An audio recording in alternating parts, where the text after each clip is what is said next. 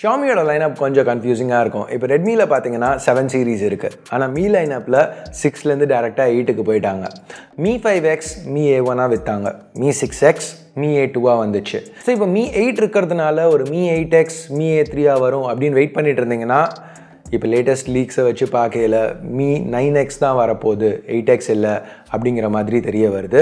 So அதுதான் me A3 வரதுக்கு chances அதிகம். ஹே கைஸ், என் பேர் ஆஷ். நீங்கள் பார்த்துட்டு இருக்கிறது C4E Tech தமிழ். இன்றைக்கி இந்த வீடியோவில் இந்த மீ 9X ஃபோனை பற்றி பார்ப்போம்.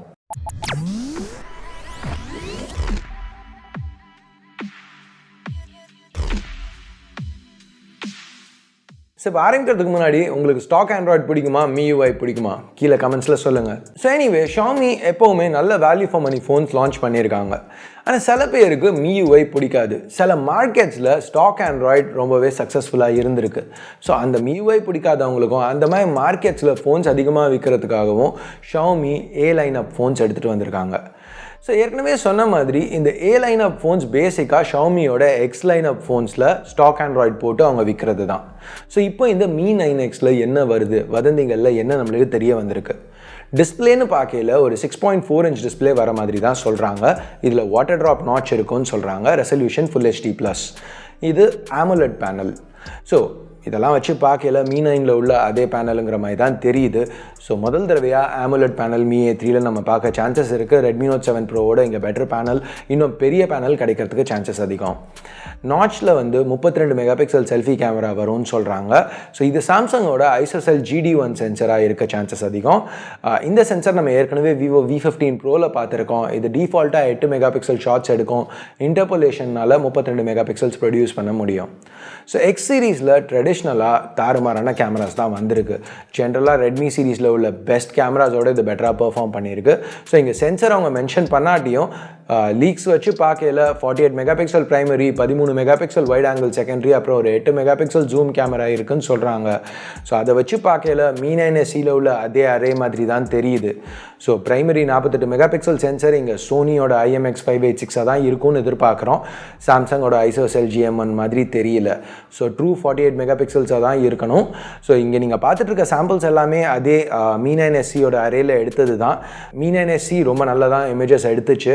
இந்த சாம்பிள்ஸை பார்த்தா அவங்களுக்கே தெரியும். ஸோ இதே அரே மீ A3ல வந்துச்சுன்னா, மீ 9Xல வந்துச்சுன்னா கேமரா பர்ஃபார்மன்ஸ் மீ A சீரீஸில் இது வரைக்கும் நம்ம பார்த்த மாதிரியே இந்த தடவையும் ரொம்பவே நல்லா இருக்கும்னு எதிர்பார்க்கலாம்.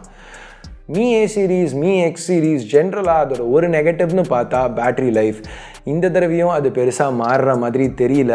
ஏன்னா ஷாமி திருப்பியும் ஒரு 3300 mAh பேட்ரி தான் இங்கே கொடுக்க போகிறதா தெரிய வருது. ரெட்மி நோட் 7 ப்ரோவில் 4000 mAh பேட்ரி கொடுத்துருந்தாங்க. சொல்ல மறந்த விஷயம் என்னென்னா, ரெட்மி நோட் 7 ப்ரோவில் உள்ள அதே Snapdragon 675 சிப் தான் இந்த தடவை மீ 9Xலையும் எடுத்துகிட்டு வர போகிறாங்க.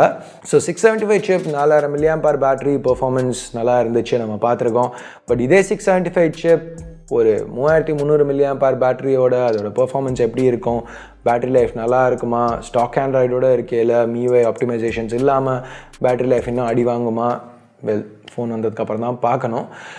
லீக்ஸ் வச்சு பார்க்கல ஒரு லோவர் ரெசல்யூஷன் டிஸ்பிளேயோட இன்னும் கம்மியான சிப்போட போன வருஷம் மாதிரியே ஒரு மீ A3 லைட்டும் இந்த தடவை வரப்போகுதுன்னு சொல்கிறாங்க. ஹெட்ஃபோன் ஜாக் திருப்பி வருமா, மைக்ரோ SD திருப்பி வருமா, இதுக்கெலாம் இப்போதைக்கு பதில் இல்லை. வேறு என்ன தெரிய வந்திருக்குன்னா, சைனாவில் உள்ள எக்ஸ்பெக்டட் ப்ரைஸிங் மீ 9X 1699 யுவானுக்கு வரும் அப்படிங்கிறாங்க. அப்போ இந்தியாவில் ஒரு 17-18 ரூபாய்க்கு மீ A3 வரதுக்கு சான்சஸ் அதிகம். ஸோ இந்த ப்ரைஸிங் பற்றி நீங்கள் என்ன நினைக்கிறீங்க? உங்கள் கருத்தை கீழே உள்ள கமெண்ட் செக்ஷனில் சொல்லுங்கள். ஸோ இவ்வளோ தான் மீ A3 பற்றி இப்போதைக்கு நம்மளுக்கு தெரிஞ்ச விஷயங்கள். இன்னும் அதிகமாக இன்ஃபர்மேஷன் வர உங்களுக்கு கண்டிப்பாக வீடியோஸ்லேயும் ட்விட்டர் மூலமாகவும் சொல்கிறேன். ஸோ இது வரைக்கும் சப்ஸ்கிரைப் பண்ணலன்னா கீழே உள்ள சப்ஸ்கிரைப் பட்டன், அந்த பெல் ஐக்கான் இதெல்லாம் ப்ரெஸ் பண்ணுங்கள்.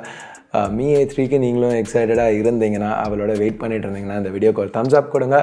ஸோ அடுத்த வீடியோவில் உங்களை திருப்பி சந்திக்கிற வரைக்கும் என் பேர் ஆஷ். நீங்கள் பார்த்துட்டு இருக்கிறது C4E Tech Tamil. Have a nice day. Bye.